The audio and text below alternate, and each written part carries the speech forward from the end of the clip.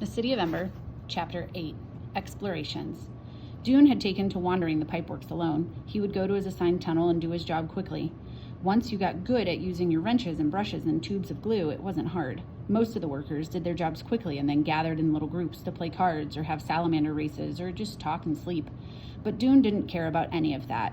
If he was going to be stuck in the pipeworks, he would at least not waste the time he had. Since the long blackout, everything seemed more urgent than ever. Whenever the lights flickered, he was afraid the ancient generator might be shuddering to a permanent halt. So while the others lounged around, he headed out toward the edges of the pipeworks to see what he could see. "Pay attention," his father had said, and that's what he did.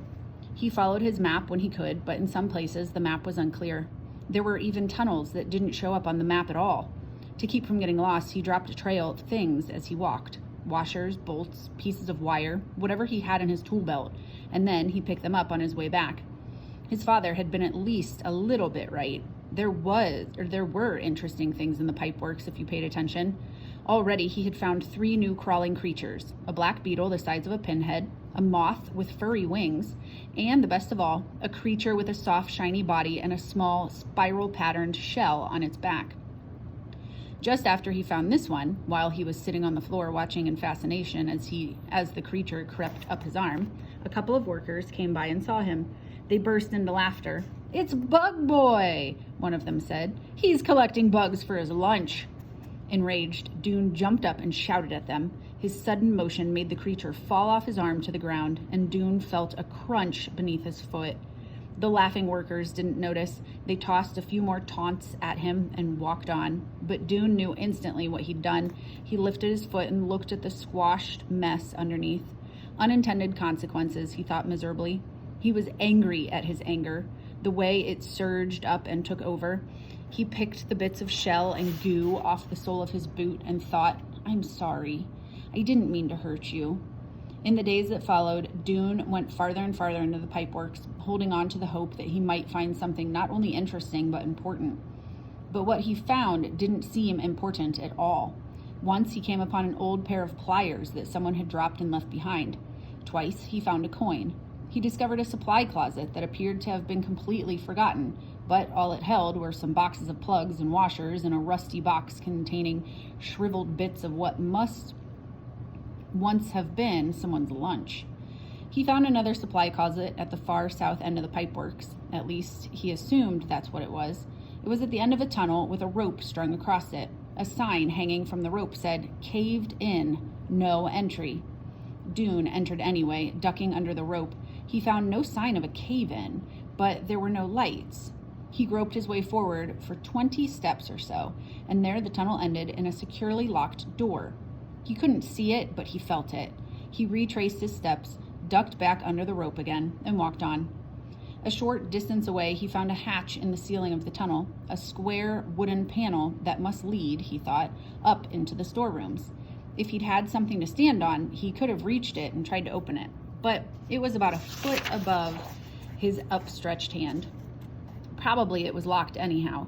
He wondered if the builders had used openings like this one during the construction of the city to get more easily from one place to another.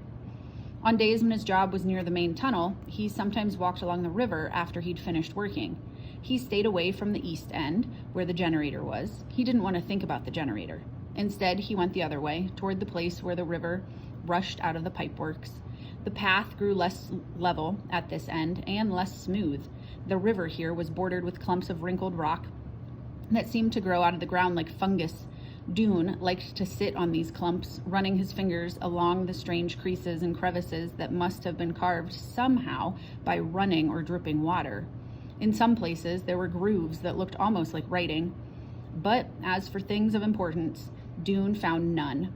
It seemed that the pipeworks was no use after all to a person who wanted to save the city. The generator was hopeless.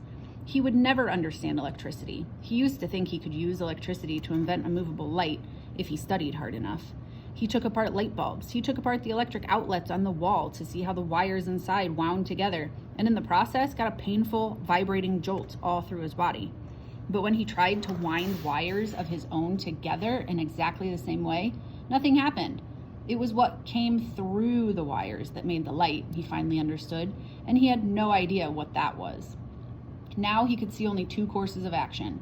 He could give up and do nothing, or he could start to work on a different kind of movable light. Doon didn't want to give up, so on his day off one Thursday, he went to the Ember Library to look up fire. The library occupied an entire building on one side of Bilbolio Square. Its door was at the end of a short passage in the middle of the building. Doon went down the passage, pushed open the door, and walked in.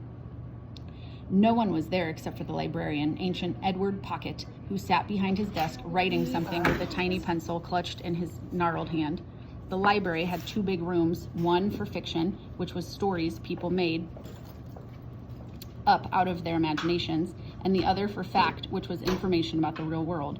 The walls of both rooms were lined with shelves, and on most of the shelves were hundreds of packets of pages. Each packet was held together with stout loops of string. The packets leaned against each other at angles and lay in untidy stacks. Some were thick, and some were so thin that only a clip was needed to hold them together. The pages of the oldest packets were yellowed and warped, and their edges were uneven rows of ripples. These were the books of Ember, written over the years by its citizens. They contained in their close written pages much that was imagined and everything that was known. Edward Pocket looked up and nodded briefly at Doon, one of his most frequent visitors. Doon nodded back. He went into the fact room to the section of shelves labeled F. The books were arranged by subject, but even so, it wasn't easy to find what you wanted.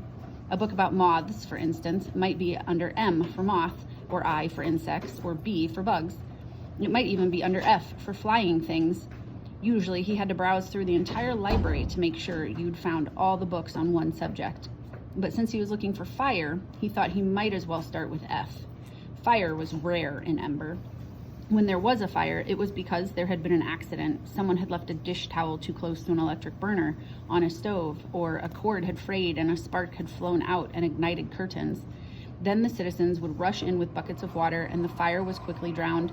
But it was, of course, possible to start a fire on purpose. You could hold a sliver of wood to the stove burner until it burst into flame, and then, for a moment, it would flare brightly, giving off orange light.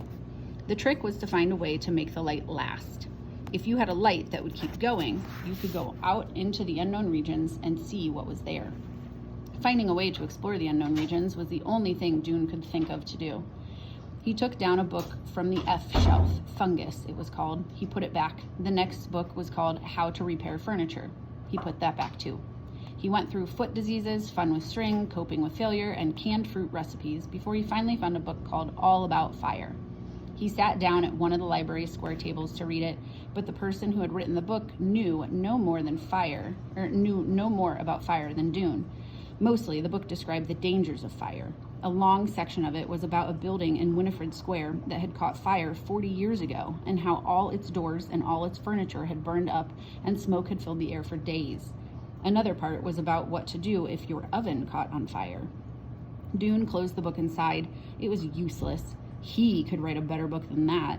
He got up and wandered restlessly around the library. Sometimes you could find useful things just by choosing randomly from the shelves. He had done this many times, just reached out and grabbed something, in the hope that by accident he might come upon the very piece of information he needed. It would be something that another person had written down without understanding its significance. Just a sentence or two that would be like a flash of light in Doon's mind, fitting together with things he already knew to make a solution to everything. Although he'd often found something interesting in these searches, he'd never found anything important. Today was no different. He did come across a collection called Mysterious Words from the Past, which he read for a while. It was about words and phrases so old that their meanings had been forgotten. He read a few pages. Heavens above indicates surprise. What heavens means is unclear. It might be another word for floodlight. Hogwash means nonsense, though no one knows what a hog is or why one would wash it. Batting 1,000 indicates great success. This might possibly refer to killing bugs. All in the same boat means all in the same predicament. The meaning of boat is unknown. Interesting, but not useful. He put the book back on the shelf and was about to leave when the door of the library opened and Lena Mayfleet came in.